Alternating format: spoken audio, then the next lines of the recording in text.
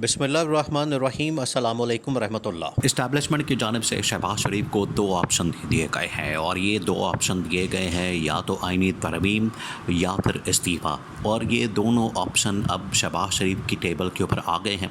कि दोनों में से किसी एक ऑप्शन का आपने इंतखाब करना है और दोनों में से किसी एक ऑप्शन को आपने आगे लेकर चलना है। दो ही आपके पास रास्ते हैं, या तो आप आइनी तरमीम पास करवा लें, और आइनी तरमीम पास करवाना इस वक्त बड़ी जान जोखों का काम बन चुका है और एक किस्म का बहुत बड़ा मसला बन चुका है।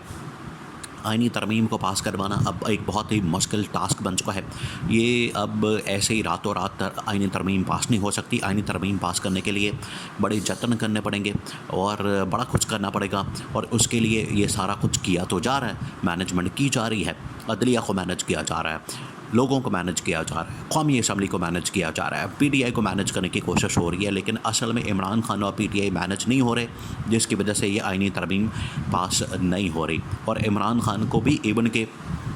साथ मिलाने की बड़ी कोशिश की गई है, इमरान खान के बंदे तोड़ने की बड़ी कोशिश की गई है, इमरान खान को किसी तरीके से माइनस करने की बड़ी कोशिश की गई है और पार्टी को माइनस करने की बड़ी कोशिश की गई है। इमरान खान के मखसूस नशिस्तें छीन कर नून लीग और पीपल्स पार्टी का मैंडेट बढ़ाने की कोशिश की गई है, लेकिन वो तमाम की तमाम कोशिशें, तमाम के तमाम हरबे हथकंडे टोटल नाकाम हो गए हैं और तमाम हरबों और हथकंडों के अंदर नाकामी का सामना करना पड़ा है, जिसकी वजह से अब सूरत हाल ये बन चुकी है कि अब शहबाज शरीफ के सामने दो टोक अंदाज में ये मामला रख दिया गया है कि अगर आप आइनी तरमीम पास नहीं करवा सकते तो फिर इस्तीफ़ा दें और घर चले जाएं। देखिए, अब टोटल इनके पास 10 दिन है,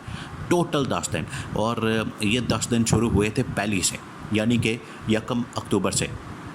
1 अक्टूबर से ये दिन शुरू हुए थे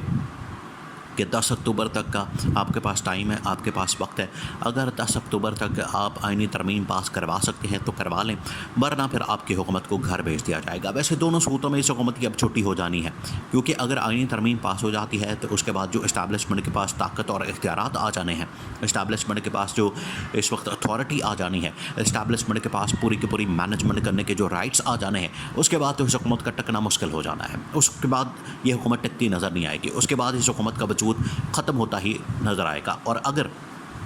अगर ये आइनी तरमीम पास नहीं होती, अगर ये अमेंडमेंट पास नहीं करवा सकते, अगर ये अमेंडमेंट नहीं कर सकते, तो उसके बाद भी इस हुकूमत की छुट्टी हो जानी है, क्योंकि ये हुकूमत एक अमेंडमेंट पास नहीं करवा सकती तो फिर इस हुकूमत का फ़ायदा क्या है। असल में तो जो हुकूमतें होती हैं वो होती ही आइन और कानून साजी के लिए है, तो अगर ये पास नहीं करवा सकते तो फिर इसका फ़ायदा क्या। इसी वजह से बिलावल भुट्टो ने ये लीड ली है, उसने ये कहा है, बिलावल भुट्टो ने कहा कि ये ज़िम्मेदारी मुझे दें, ये काम मुझे दें, और उसके बदले में मुझे फिर आप हुकूमत के अंदर बिठा दें, मुझे आप प्राइम मिनिस्टरशिप दे दें, मुझे आप वज़ीर-ए-आज़म बना दें। अगर आप मुझे वज़ीर-ए-आज़म बनाने की गारंटी देते हैं, अगर आप मुझे वज़ीर-ए-आज़म बनाने की ज़मानत देते हैं, तो मैं आइनी तरमीम पास करवाने में कुछ कर सकता हूँ, आइनी तरमीम पास करवाने के लिए मैं भाग दौड़ कर सकता हूँ। इसीलिए आप देखिए कि इतना गरजना बरसना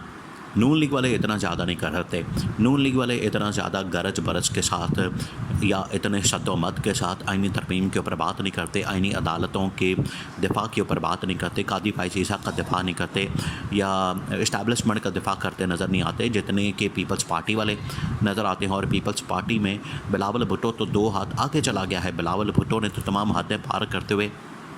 कादी फाइज़ ईसा को, यानी जो भी गैर आइनी गैर कानूनी काम किए जा रहे हैं, जिसमें पीटीआई के ख़िलाफ़ क्रैकडाउन है, पीटीआई के वर्कर सपोर्टर्स के ख़िलाफ़ क्रैकडाउन है, जिसमें इमरान खान के ख़िलाफ़ मुकदमात हैं, इमरान खान के ख़िलाफ़ इंतकामी कार्रवाइयाँ हैं, उसके बाद अदलिया को मैनेज करना है, जजेस को मैनेज करना है और इस्टेब्लिशमेंट का किरदार बढ़ाना है, इस्टेब्लिशमेंट को बहुत ज़्यादा ताकत और इख्तियारात देना है। ये वो तमाम के तमाम काम है जो कि नून लीग तो नहीं कर रही, लेकिन पीपल्स पार्टी बहुत बढ़ चढ़ कर इसके अंदर हिस्सा ले रही है। पीपल्स पार्टी इसके अंदर बहुत ज़्यादा अपने आप को सामने रख रही है, पेश कर रही है और कह रही है कि जब हम हाज़िर हैं तो फिर आपको किसी और के पास जाने की ज़रूरत क्या है। इसी वजह से शहबाज शरीफ के सामने ये लास्ट ऑप्शन के तौर पर ये मामला रखा गया है, बिल्कुल लास्ट ऑप्शन। और 2 रास्ते रखे गए हैं, 2 रास्ते कि एक तो आप आइनी तरमीम पास करवा दें या फिर इस्तीफ़ा दे दें। लेकिन लास्ट टाइम जो हुकूमत की जानिब से ये कोशिश की गई, हुकूमत की जानिब से ये जो सारा मामला मैनेज करने की कोशिश की गई कि आईनी तरमीम ला के कादी फ़ाइज़ ईसा को बेतहाशा इख्तियारात दे दें, और कादी फ़ाइज़ ईसा इस्टेब्लिशमेंट एक पेज के ऊपर आ चुके हैं, और जब ये दोनों एक पेज के ऊपर आ जाएंगे तो फिर हुकूमत की तो वो जई तई फेर देंगे, हुकूमत की तो वो ऐसी की तैसी फेर देंगे, क्योंकि यही गठजोड़ देखिए माजी के अंदर भी हमने देखा है, और माजी के अंदर इसकी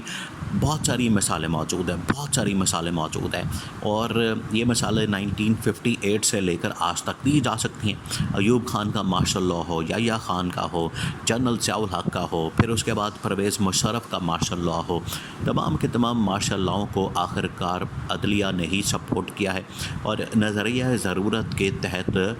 उनकी हिमायत की है या उनको लेजिटिमेसी दी है। तो आज अगर अदलिया और इस्टेब्लिशमेंट के दरमियान, यानी कि जनरल आसिम और कादी फ़ाइज़ ईसा के दरमियान एक मामला तय हो जाता है, मुकम्मल हो जाता है, एक पेज के ऊपर आ जाते हैं, तो फिर उनके सामने कोई हुकूमत नहीं टिकेगी, इनके सामने कोई हुकूमत नहीं टिकने वाली। और आखिरकार ये जो हुकूमत है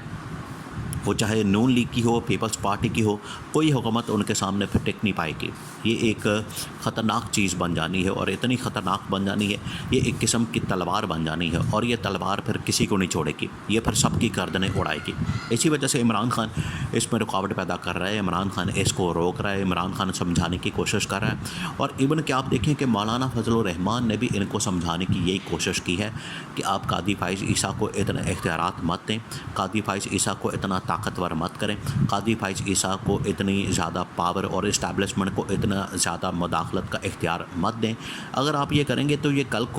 कलां को आपके उल्टा गले पड़ जाना है, फिर आप इसमें से बच नहीं सकेंगे, आप इसमें से निकल नहीं सकेंगे, फिर आप इसमें से अपनी जान नहीं छुड़ा सकेंगे, तो ये आपके गले पड़ जाना है। नून लीग और पीपल्स पार्टी को मौलाना फजलुर रहमान ने, देखिए मौलाना ने यही तो बात इनको समझाई है,